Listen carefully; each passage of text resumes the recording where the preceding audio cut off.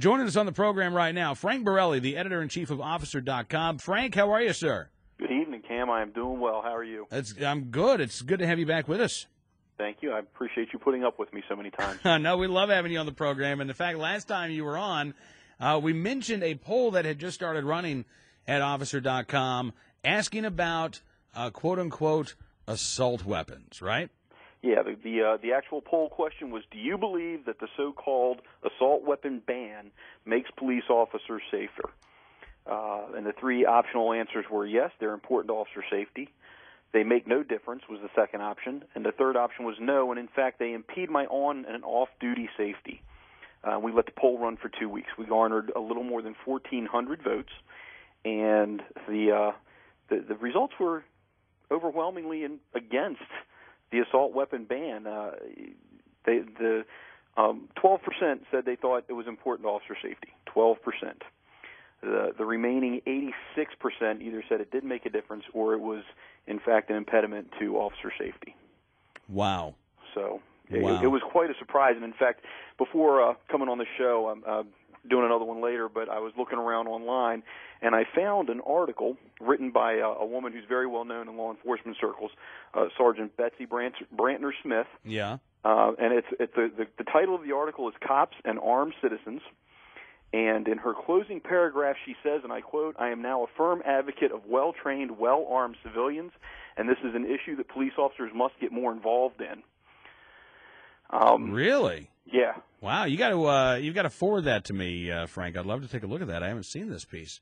I will do that. And it says we may have to depend on our citizens to step up, jump in, and help out in an armed encounter.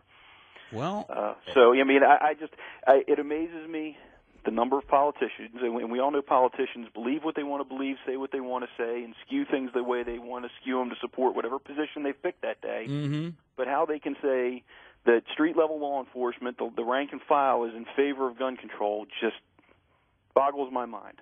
Yeah, and you know what's funny? I haven't actually seen as much of that over the past few years. Like 5 years ago, you would see it all the time. Well, police believe that we need these, common sense gun control laws.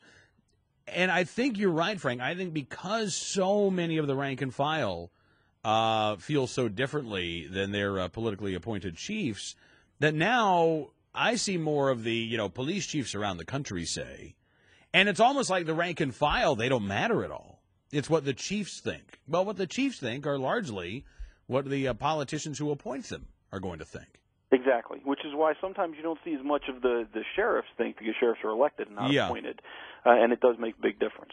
Absolutely, but you talk about the armed citizen and the relationship with police officers. There was a story, I think it was either late last week or early this week, from Ashtabula County, Ohio, and I think you and I have talked about Ashtabula County before. They're going through, like a lot of other places, pretty severe budget cuts to their public safety budget. They now have, and this is Ohio's largest county land area, they now have 2 patrol cars to cover the entire county. Right. And a local judge there had told people, look, it's time that you start, knowing, he advised people to get a gun, to know how to use a gun, to be responsible, to get to know their neighbors, because he said we're all in this together. Mm-hmm. Well, 1 week ago, you had a guy who figured out there was a individual on his property armed with a sawed-off shotgun. Did not look like this individual should be there. And so he and several of his neighbors called the police, and they held this guy until police arrived. Turns out this was a wanted individual. He had stolen the shotgun, had allegedly stolen the shotgun, allegedly sawed off the barrel.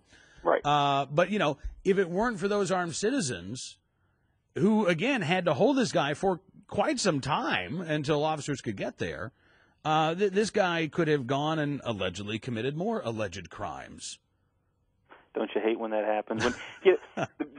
Something I firmly believe is that the United States of America was founded by a group of self-reliant people, and that the country was designed to be populated by self-reliant people. We specifically set this country up so that big government didn't have power. It drew its power from the people, and that we couldn't depend on big government to solve all of our problems, just a very few. And I mean, that's what we're going back to. We don't have a choice with the economy failing and budgets being cut and police manpower being cut. I think last time we talked about East St. Louis. They cut a third of the cops off the street. Yeah. Citizens don't have a choice anymore but to be self-reliant, and you see that a lot in times of crisis. I know in my neighborhood, there's only 3 ways in and 3 ways out. It used to be a private gated community. And there's lots and lots of trees. I mean, it's a very heavily wooded area. If we had Hurricane Isabel missed us a few years back by about 100 miles, and we still had the neighborhood shut down.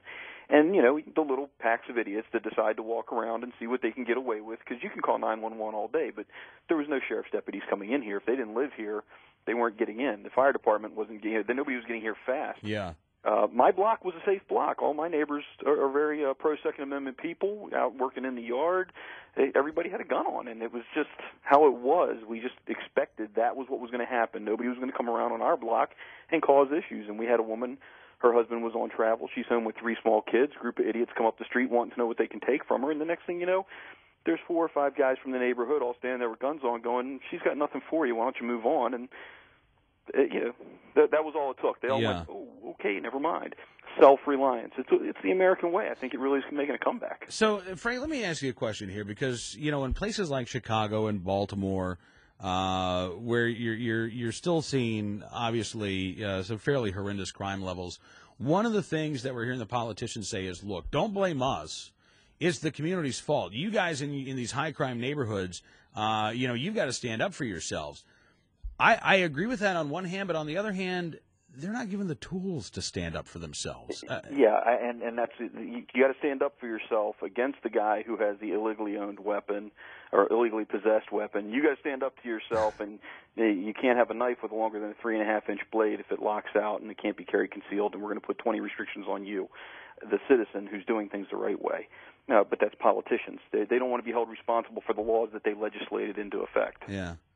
Well, and until that happens, frankly, I wish there were more communities. I wish that we had places in Chicago where if a gangbanger walking down the street, threatened somebody, all of a sudden 20 adults were in this guy's face saying, I think you need to move on. I think you need to go to another block here.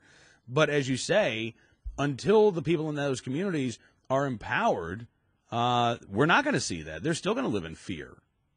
But we're seeing that empowerment take effect, or at least we're seeing the challenges to the restrictions that prevent it. We saw it with Heller versus D.C. We've seen it in Chicago. At least we're seeing the good fight being fought, and in most cases now won, where even the courts now, the Supreme Court saying, the citizens got this right. This is an individual right, and we can't take that away from them. And how many states in the country have passed the Castle Doctrine and stand your ground laws? We're seeing the swing back. At least common sense is reigning a little bit, and people are realizing in the current times the police can't be everywhere. They can't do everything. They've never had a responsibility to be everywhere, do everything. Individuals have to be responsible for their own safety, and we can't take that away from them. Absolutely. So at least we see it coming back. All right. Well, listen, Frank, again, I appreciate you coming on the program tonight, sir. We'll do it again soon. Hey, Cam, before I go, if I could, yes. This poll was brought about by a gentleman named Ralph Moroz at the Police Officer Safety Association. Okay. It's a nonprofit organization, gives free police training to police officers. Excellent, outstanding organization. It's POSAI.org online. If you could encourage the law enforcement listeners to pay it a visit, I'd greatly appreciate it. All right, give me the website one more time. It's POSAI. Okay. .org. .org. Okay. Police Officer Safety Association, Inc.org. Nonprofit, excellent organization. All right. Hey, Frank, thanks again, sir. We'll talk to you soon. Thanks, Cam. Have a good one. Frank Morelli from Officer.com joining us here on Cam and Company.